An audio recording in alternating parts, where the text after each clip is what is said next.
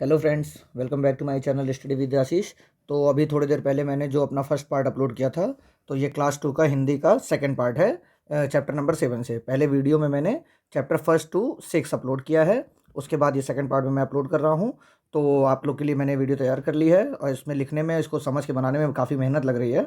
तो आप वीडियो को ज़्यादा से ज़्यादा लाइक, शेयर और सब्सक्राइब करते रहिए, जिससे बहुत सारे बच्चे जिनको एग्ज़ाम देना है, अभी आज तो एग्ज़ाम हो गया जिनका, उनको तो नहीं पहुँचा पाया मैं, लेकिन आगे जितने लोगों का एग्ज़ाम होना है वो इसका बेनिफिट उठा सकें। और पूरा एक्सप्लेनेशन इसमें है, क्वेश्चंस आपको आसानी से करने को मिल जाएंगे। तो चलिए स्टार्ट करते हैं वीडियो। सबसे पहले आते हैं चैप्टर नंबर 7। तो चैप्टर नंबर 7 का नाम क्या है? मेरी वाली किताब। चैप्टर नंबर 7, मेरी वाली किताब। तो इसके लेखक का नाम क्या है? होलकर पुक। याद रखिएगा लेखक का नाम, क्योंकि आज तो जितने पेपर हुए हैं उसमें खाली समरी से पूछ रहे हैं क्वेश्चन की, समरी दे रहे हैं 2-4 लाइन की, वो पूछ रहे हैं कौन से चैप्टर से है, तो सीधा चैप्टर से क्वेश्चंस आ रहे हैं। तो चलिए इसका फर्स्ट पॉइंट देख लेते हैं। एक बच्ची वीरू की कहानी है। तो मेरी वाली किताब किसकी कहानी है? एक बच्ची है जिसका नाम वीरू है, उसकी कहानी है, जो अपनी माँ के संदेश पत्र को लेकर अपनी मौसी के घर जाती है, जिसके पास किताबों से भरी 2 दीवारें थीं। मतलब जो बच्ची अपने मौसी के घर जाती है, उनके यहाँ बहुत सारी किताबें थी। तो वह मौसी से पूछती है कि बच्चों की किताबें भी हैं आपके पास? मतलब बच्चों की, जो छोटे बच्चे पढ़ते हैं, वो किताबें हैं? तो उनकी मौसी ने कहा हाँ, बहुत सी किताब दिखती है, पर वह किसी को मोटी, किसी को बड़ी, किसी को छोटी बताकर मना कर देती है। मतलब जब उसकी मौसी उसको किताब देती हैं बच्ची को, तो वो कहती है कि ये बहुत मोटी है, ये बहुत छोटी है, इसमें चित्र छोटे छोटे हैं, क्योंकि बच्चों को आप जानते हैं जिसमें फिगर ज़्यादा होते हैं वही पसंद आते हैं। तो अंत में मौसी कहती हैं अगली बार अपने साथ फुट्टा ले आना और नाप कर अपने मन की किताब ले जाना। मतलब जो उसकी मौसी हैं वो उस बच्ची से कहती हैं कि आप अगली बार इंची टेप जिससे नापा जाता है वो लेके आइएगा और अपने हिसाब से चूज़ कर पढ़ लीजिएगा। नेक्स्ट देखते हैं। वह पत्र टेबल पर रख कर भाग जाती है। यहाँ पर कागज़ नहीं होगा, बाई मिस्टेक लिख दिया मैंने कागज़, यहाँ पर टेबल पर रख भाग जाती है। तो यही सारांश है इसका। अगर किसी भी क्वेश्चन में स्टेटमेंट दिखता है कि बच्ची से, मौसी से रिलेटेड, या बच्ची से पत्र से रिलेटेड, या बच्ची को बुक से रिलेटेड कोई भी आपको दिखता है, तो आपको समझ जाना है चैप्टर नंबर 7, जिसका नाम है मेरी वाली किताब, से दिया गया है। चलिए नेक्स्ट चैप्टर चलते हैं। आई होप मैं जो बता रहा हूँ आपको समझ में भी आ रहा होगा, और समझ में आ रहा होगा तो चैनल को सब्सक्राइब ज़रूर कर लीजिएगा। चलिए चैप्टर नंबर 8 पर चलते हैं। चैप्टर नंबर 8 का नाम क्या है? तितली और कली, जिसके लेखक का नाम है शोभी देवी मिश्रा। शोभी देवी जी ने इसको लिखा है। चलिए इसका देख लेते हैं समरी क्या है। पौधे की हरी डाल पर नन्ही सुंदर सी कली देख तितली कहती है तुम बड़ी सुंदर लग रही हो, अब तुम जागो अपनी, आगे पढ़ते हैं, आंखें खोलो, अपनी सुगंध गली गली में फैलाओ। खेलने की बात सुन कली छिटक कर खिल जाती है और वह तितली उसे छूने चल पड़ती है।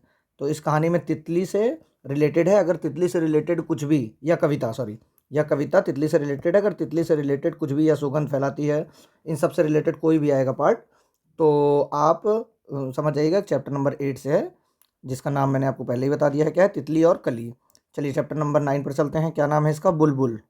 बुलबुल आप जानते भी होंगे। इसके लेखक का नाम नहीं मेंशन किया गया है एनसीईआरटी में, तो लेखक का नाम तो नहीं पूछेगा इसमें, लेकिन इसके सारांश से आपको वो पूछा जा सकता है कि ये किस पार्ट से है। तो चलिए मैंने प्रॉपर एक्सप्लेनेशन दिया है, आपको बहुत दिक्कत होगी नहीं। आप मन होगा तो शॉर्ट में देख के एकदम 2-4 बार सुन लीजिएगा, हो जाएगा काम आपका। तो चलिए पाठ में बुलबुल चिड़िया का वर्णन है। किस, मतलब ये बुलबुल चिड़िया से रिलेटेड अगर कुछ भी पूछता है तो आप समझ जाइएगा इसका नाम भी बुलबुल चैप्टर से आया है। पहचान। तो यहाँ पर पहचान, बुलबुल की पहचान क्या क्या है?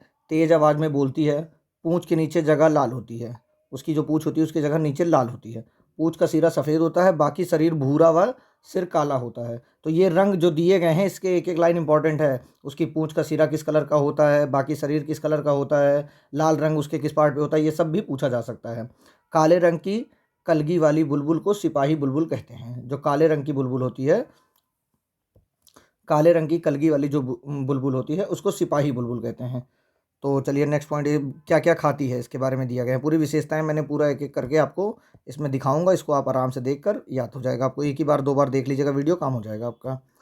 तो चलिए पीपल क्या खाती है? ये पीपल बरगद पेड़ और कीड़े ढूंढकर खाती है। मतलब पेड़ नहीं खा जाती है, इन पेड़ के पत्तों को खाती है। फल खाती है, सब्जी खाती, अमरूद व मटर खाती है। तो ये बुलबुल क्या क्या खाती हो गया। चलिए इसका घोंसला बताते हैं क्या है।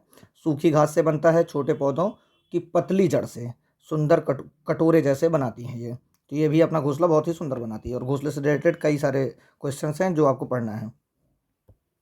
और एक ऑप्शन इसमें ये भी हो गया है कि इससे मुझे याद आ गया है कि कोयल जो होती है वो अपना घोंसला खुद से नहीं बनाती, वो कौवे के घोंसले में रहती है, जो कि पेड़ के एकदम ऊंचाई पर सबसे ऊपर घोंसला किसी का होता है तो वो कौवा का होता है, लेकिन रहती उसमें कोयल है। चलिए नेक्स्ट पॉइंट देख लीजिए आप इसमें।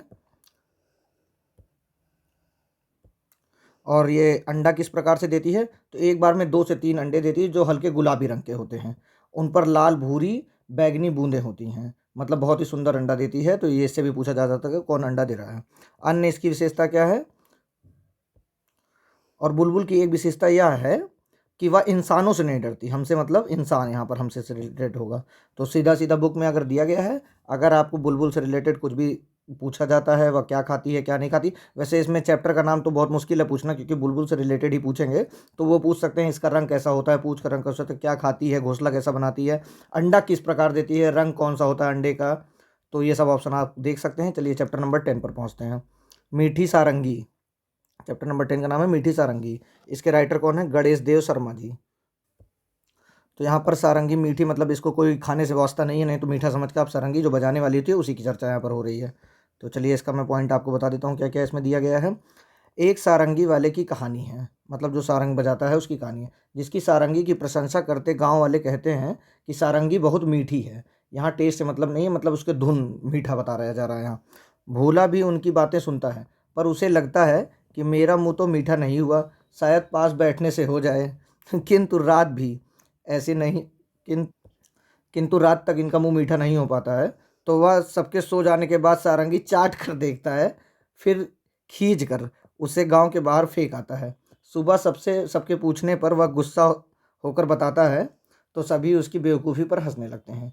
तो यहाँ पर कोई भी स्टेटमेंट दिया गया कि सारंगी मीठी है या कौन उसको चाटा है उसका नाम, तो इन सब से रिलेटेड कुछ भी आए क्वेश्चन तो आपको समझ जाना है कि मीठी सारंगी चैप्टर से ये क्वेश्चंस दिया गया है। चलिए नेक्स्ट देख लेते हैं आपको चैप्टर नंबर 11। चैप्टर नंबर 11 का नाम क्या है, टेसू राजा बीज बचार। इसके लेखक कौन है, निरंकार देव सेवक। लेखक का नाम देखते चलिएगा, क्योंकि केवीएस कभी भी अपना घुमा सकता है क्वेश्चन पूछने का तरीका। तो चलिए इसका पॉइंट देख लेते हैं। कविता लोकगीत पर आधारित है। लोकगीत कहाँ गाया जाता है, छोटे छोटे कस्बों एवं गाँव में गाया जाता है, जिसमें टेसू राजा अनार लेते हुए प्रश्न करते हैं, इसमें कितने दाने, उत्तर मिलता है जितने कंबल में खाने हैं। फिर पूछता है कि केवल में कितने खाने, तो यह भेड़ क्यों बताए, एक पेड़ पर जितने पत्ते उतनी एक झुंड में भेड़ें। यहाँ पर प्रश्न चल रहा है एक दूसरे से। फिर वह पूछता है, पुनः पूछते हैं, एक पेड़ में कितने पत्ते, तो जवाब आता है जितने गोपी के घर में लत्ते कपड़े। मतलब जो खराब कपड़े होते हैं उनको लत्ता कहा जाता है। और कलकत्ते में जितने कुत्ते उतने के घर में लत्ते। तो ये सवाल जवाब चल रहा है एक दूसरे की तरफ से। तो गोपी से रिलेटेड या किसी भी ऐसा स्टेटमेंट कोई भी जो यहाँ लिखा है देखने को मिलेगा, तो आपको समझ जाना है ये किस चैप्टर से है। चैप्टर नंबर 11 टेसू राजा बीज बाजार। तो चलिए अब नेक्स्ट पॉइंट पर देखते हैं। अंततः निष्कर्ष निकलता है कुल 20,23,000 दाने वाला एक अनार है, अतः टेसू राजा 4 अनार ले लेते हैं। चलिए इतना हो गया है। अब चलिए चैप्टर नंबर 12 पर चलते हैं। वीडियो देखने के साथ अगर पसंद आए तो सब्सक्राइब करते रहिएगा। चैप्टर नंबर 12, बस के नीचे बाघ। इसमें क्या है, लेखक का नाम तो नहीं पता है। अब इसके पॉइंट्स देख लीजिए क्या है। कहानी में छोटा बाघ खेलते खेलते बस पर चढ़ जाता है और देखता है उसके दाहिनी और आगे की सीट पर 2 लड़कियां बैठी हैं। आगे एक आदमी ड्राइवर बैठा है, जिसके सामने ऐसी दीवार है जिससे बाहर सब साफ दिखता है। उसे देखकर सभी भाग जाते हैं, तो वह भी नीचे टायर आगे वाले पहिए के पास दुबक जाता है, पर वह वहाँ उसे अच्छा नहीं लगता, तो वह पुनः बस पर चढ़ जाता है। तभी सामने से लोग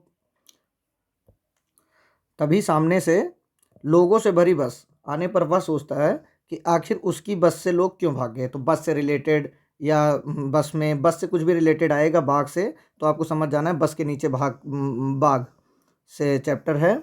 चलिए नेक्स्ट चैप्टर देख लेते हैं क्या है। नेक्स्ट चैप्टर दिया गया है चैप्टर नंबर 13, सूरज जल्दी आना जी। तो इस पर यहाँ पे सूरज को बुलाया जा रहा है। लेखक का नाम क्या है, रमेश तैलंग। चलिए इसका पॉइंट क्या दिया, कविता में बच्चे सूरज से जल्दी आने का आग्रह कर रहे हैं और कह रहे हैं आसपास कुहासा, कुहासा मतलब क्या होता है, कोहरा, कोहरा फैला है तो आप जल्दी आकर उसको हटा जाओ। चलिए इसका नेक्स्ट पॉइंट देख लेते हैं। कुछ भी नहीं दिख रहा है और कहते हैं कल की बारिश में जो कपड़े गीले हैं वह दीवार व दरवाजे भी सील हैं।